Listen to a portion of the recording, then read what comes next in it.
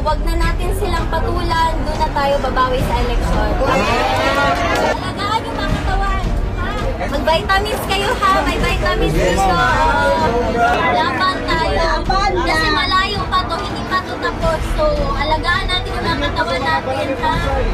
Oo, yun lang. Sa totoo lang, gaganti kami sa eleksyon. Ang gusto lang niya makauli sa Davao, kanaray ang gusto. Maglitsyon ka, Juan. Na Coke Zero, malipay na siya. Mas iwalay eleksyon, oo. Pero gipalitan naman doon siya sa kong ate, o Coke Zero dito. Ang problema ato niya, abusado man mag-Coke Zero. Namaya na yung artificial na chemical, di ba? Sa kaadlaw, kapila mag-Coke Zero. Dili na po na mayo.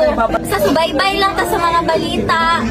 Tapos, dapat alert ta, pirmi, kabalo ta sa unsay panghitabo sa atong surroundings. So, katulang gyud, ampo lang gyud ta, and dili ta muundang. Dili!